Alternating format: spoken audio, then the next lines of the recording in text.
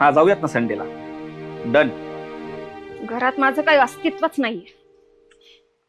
थांब, करतो रे. काय झालं आता?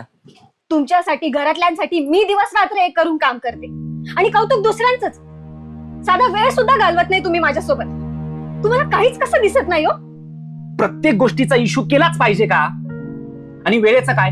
मी जेव्हा बाहेर जातो तेव्हा तुला माहेरी जा म्हणून सांगतोच ना. तुला आराम मिळावा, घरच्यांना वेळ देता यावा. सारखी काय कटकट करते ग? नवऱ्यालाच किंमत नाहीये माझी. मी का राहू इथे?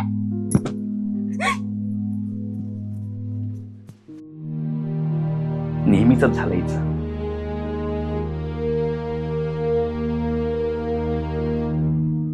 नाही आली?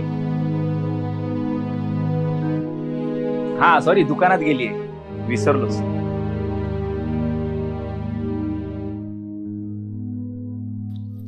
कुठे गेली असेल?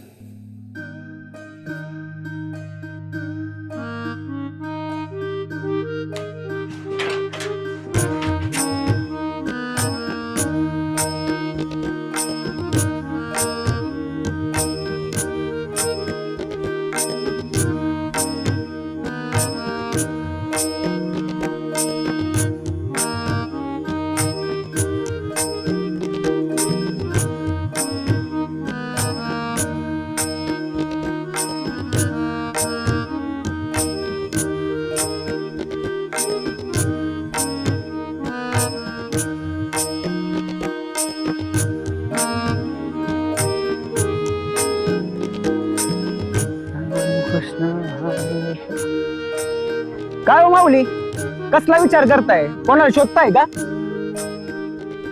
बायको सुंदर काय बायको सोडून गेली? अहो, हाच तर संसार आहे माऊली. आता विठ्ठलाच घ्या ना. विठ्ठलालाही रुक्मिणीचा रुसवा समजून घ्यावाच लागला होता ना. त्याशिवाय ही पंढरी पूर्ण झाली का? अहो, कसं आहे ना, बायको जसं घर सांभाळते ना, तसं ती अख्खं आयुष्य सांभाळते. काळजी करू नका, होईल सगळं. मांडू नका बरं का. चला, येतो माऊली. रामकृष्ण हरी.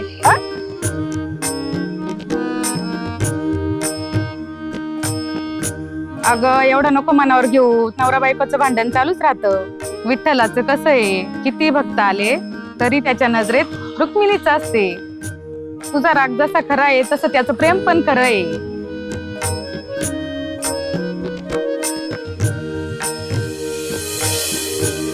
अहो, हाच तर संसार आहे माऊली. आता विठ्ठलाच घ्या ना. विठ्ठलालाही रुक्मिणीचा रुसवा समजून घ्यावाच लागला होता ना. त्याशिवाय ही पंढरी पूर्ण झाली का? अहो, कसं आहे ना, बायको जसं घर सांभाळते ना, तसं ती अख्खं आयुष्य सांभाळते. विठ्ठलाचं कसं आहे, किती भक्त आले तरी त्याच्या नजरेत रुक्मिणीच असते. तुझा राग जसा खरा आहे तसं त्याचं प्रेम पण खरं आहे.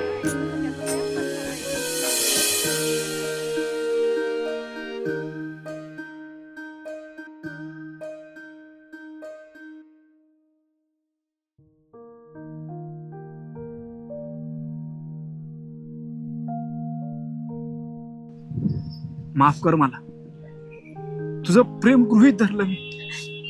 नाही, मीच रागात तुम्हाला समजून घेतलं नाही. परत अशी जाऊ नको. तुझ्याशिवाय मी आणि माझा संसार अपूर्ण आहे. आणि तुम्ही पण मला एकटं पडल्यासारखं वाटू देऊ नका, कारण माझं अस्तित्व फक्त तुमच्या सोबतच आहे.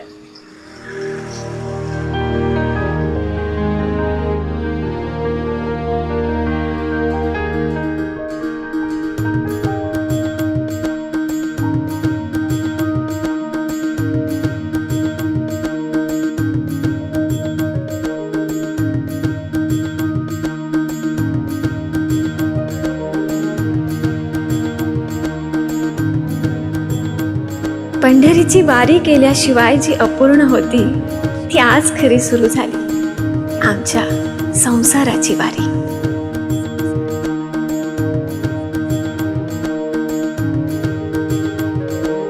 जिथे समज, क्षमा आणि प्रेम हातात घट्ट हात घालून विठ्ठल रखुमाई सारखे चालतात, तिथेच घडते प्रत्येक संसाराची वारी.